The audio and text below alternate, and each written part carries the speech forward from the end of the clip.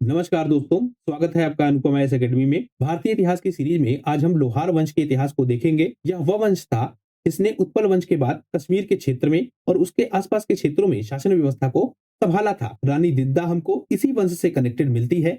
तो आज हम समझेंगे कि यह वंश किस प्रकार से स्थापित हुआ, क्या घटनाक्रम था इस वंश के स्थापित होने के पीछे और कैसे यह वंश समाप्त हुआ। भारतीय इतिहास की सीरीज में एक प्रमुख वंश है और दिद्दा इसमें सबसे प्रमुख राजा के रूप में हमको मिलती हैं। तो मैं अनुपम तिवारी स्वागत करता हूं आपका अपने इस YouTube चैनल पर। आइए देखते हैं लोहार वंश के इतिहास को। हमने उत्पल वंश के इतिहास को बहुत डिटेल से कवर किया था। उसमें हमने देखा था कि रानी दिद्दा जिनका विवाह उत्पल वंश में हुआ था, वह बाद में शासन व्यवस्था को संभालती है। तो यह जो लोहार वंश है, इसने 1003 से 1320 ईस्वी में जो कश्मीर का मध्य का भाग है और उसके आसपास के जो क्षेत्र हैं, उसमें शासन व्यवस्था को संभाला था। राजतरंगड़ी इस लोहार वंश के विषय में हमको बताती है। इसके साथ हम देखते हैं कि कुछ विवरण भी हमको मिलते हैं जो कहते हैं कि यह किस तरह से एक जनजाति समूह से कनेक्टेड थे। तो सर मार्क आरेल स्टील का एक विवरण हमको मिलता है।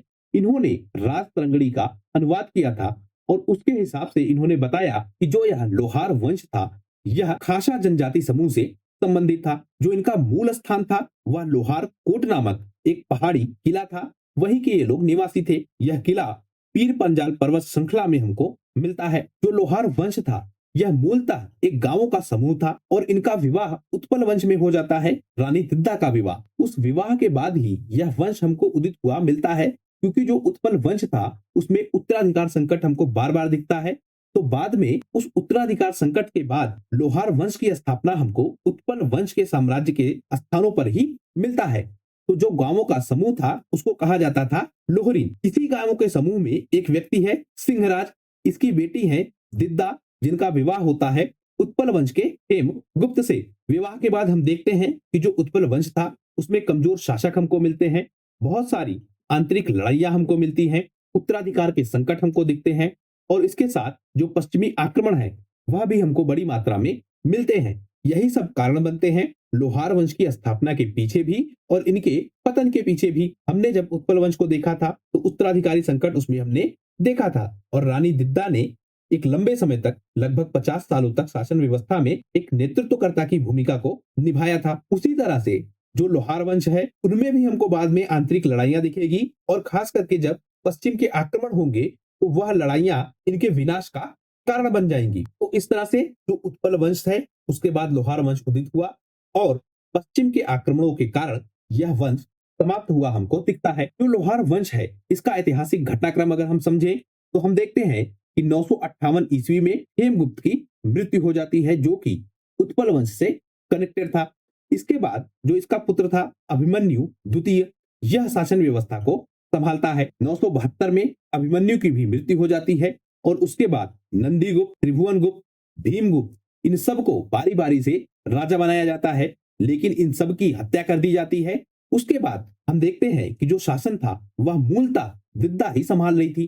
दिद्दा का विवाह हुआ था किससे? क्षेमगुप्त से। बहुत सारे उत्तराधिकारी मिलते हैं, उनके छोटे छोटे शासन काल हमको दिखते हैं, लेकिन मूल रूप से जो शासन था वह कौन कर रहा था? दिद्दा उसका नियंत्रण कर रही थी, क्योंकि जो बदलते हुए उत्तराधिकारी थे वह उतने योग्य नहीं थे। तो एक योग्य शासक के रूप में हमको दिद्दा का विवरण मिलता है।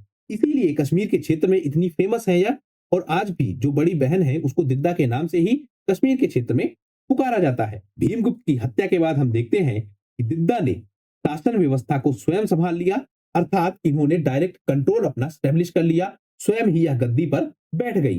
पहले आप देख रहे थे चाहे वह नंदीगुप्त हो, त्रिभुवनगुप्त हो, भीमगुप्त हो, इन सबके शासन के दौरान यह इनडायरेक्ट कंट्रोल दिखा रही थी गद्दी पर। लेकिन जब भीमगुप्त की भी हत्या हो जाती है तो दिद्दा ने स्वयं गद्दी पर कब्जा किया और शासन व्यवस्था को अपने हाथों में ले लिया। बाद में हम देखते हैं कि दिद्दा ने क्या किया, अपने भतीजे को अर्थात संग्राम राज को कश्मीर में उत्तराधिकारी बनाया था। क्योंकि जो उत्पल वंश था उसमें उत्तराधिकारी हमको मिल नहीं रहे थे, बार बार उनकी हत्या हो जा रही थी।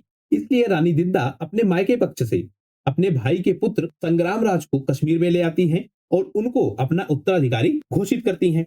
बाद में हम देखते हैं कि जब 1003 ईस्वी में रानी दिद्दा की मृत्यु हो जाती है, उसके बाद जो यह संग्राम राज है इसने कश्मीर में शासन व्यवस्था को संभाला और लोहार वंश की स्थापना कर दी।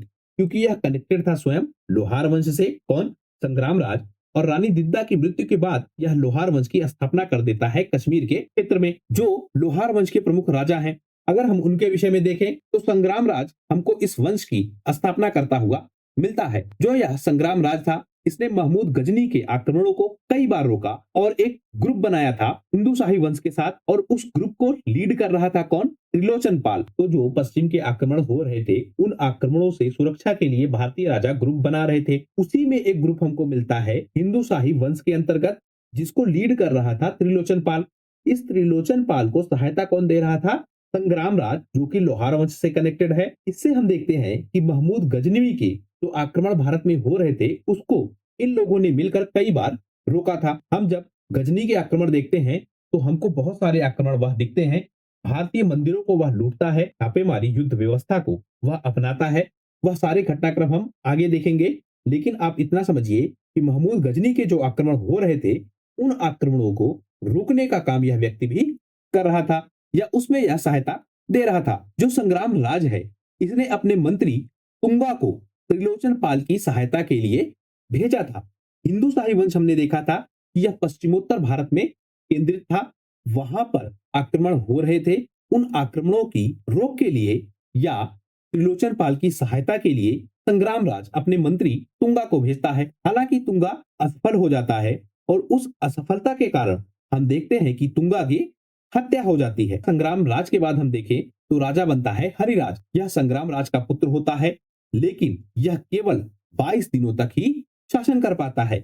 इसके बाद इस संग्राम राज के पुत्र हरिराज की भी हत्या हो जाती है। फिर राजा बनते हैं अनंत। अनंत हरिराज के भाई हैं, अर्थात संग्राम राज के दूसरे पुत्र हैं। इसके समय हम देखते हैं, क्योंकि बार बार उत्तराधिकारी का संकट आ रहा था लोहार वंश में भी, और उससे पहले उत्पल वंश में भी आर्थिक संकट हम उत्पल वंश के समय भी देख रहे थे।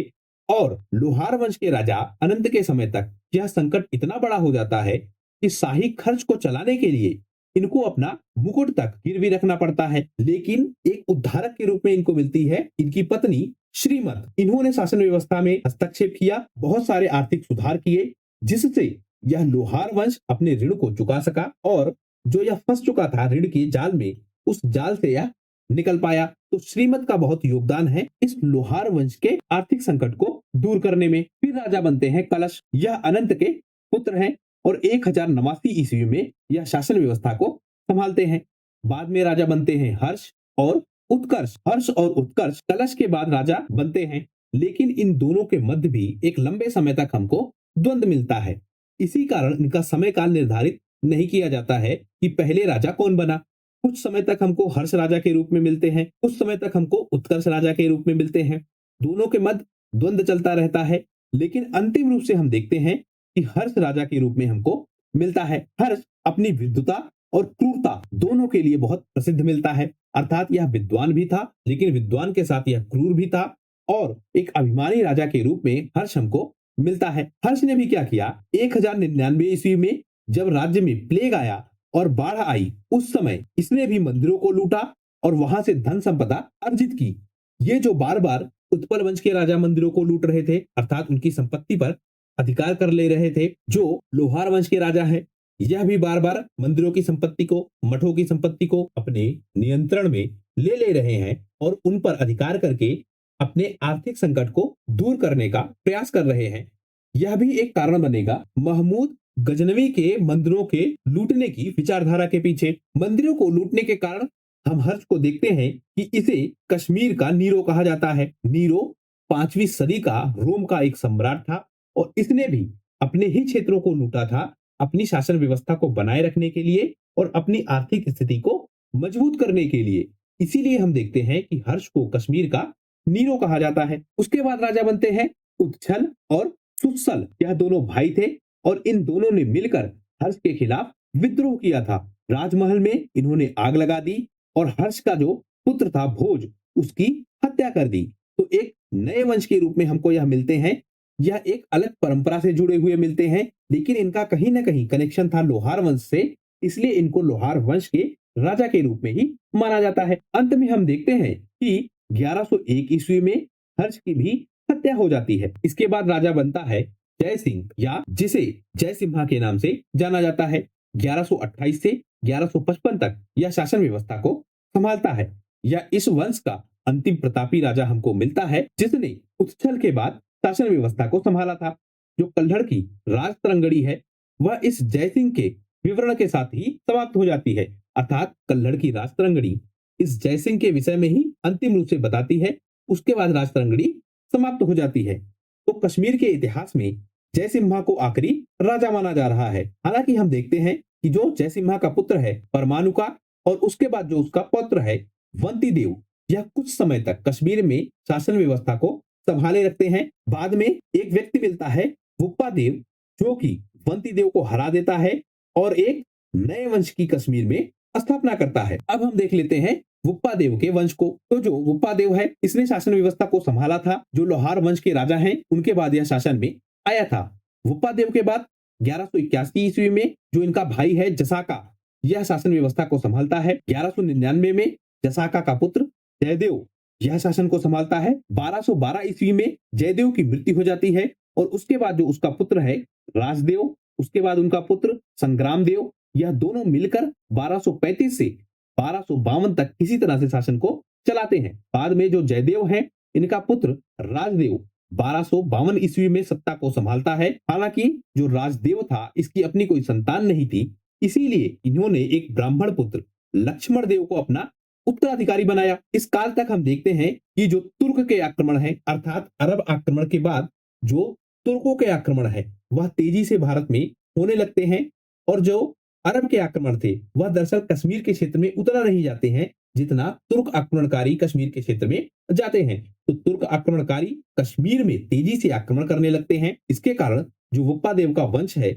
वह वंश हमको कमजोर होता हुआ मिलता है। 1286 ईस्वी में लक्ष्मण सेन का पुत्र सिंहदेव यह शासन को संभालता है, लेकिन तब तक हम देखते हैं कि जो शासन क्षेत्र है वह बहुत सीमित क्षेत्र में सिमट कर रह जाता है, क्योंकि तुर्क आक्रमण इनके क्षेत्रों पर बार बार हमला कर रहे होते हैं और इनके क्षेत्रों पर अधिकार कर रहे होते हैं। राजवंश के अंतिम शासक के रूप में हमको सौदेव का नाम मिलता है जो कि सिंहदेव का भाई है। इसके बाद जो कश्मीर का क्षेत्र है यहाँ पर शाह मीर वंश की स्थापना हो जाती है। जो लोहार वंश है इनके प्रमुख योगदानों को हम समझ लेते हैं। हम देखते हैं कि इनके काल में जो कश्मीर में धर्म है, दर्शन है, कला है, साहित्य है, इन सब के क्षेत्र में बहुत प्रगति होती है। कश्मीर शैव धर्म के लिए अब फेमस हो जाता है। इससे पहले हम देख रहे थे कि कश्मीर का जो क्षेत्र था वह वैष्णव धर्म के लिए ज्यादा फेमस था, लेकिन इस लोहार वंश के बाद जो कश्मीर का क्षेत्र है यह शैव धर्म के लिए ज्यादा फेमस हो जाता है। तो इसमें कई सारे चरण आपको मिलेंगे। शैव धर्म भी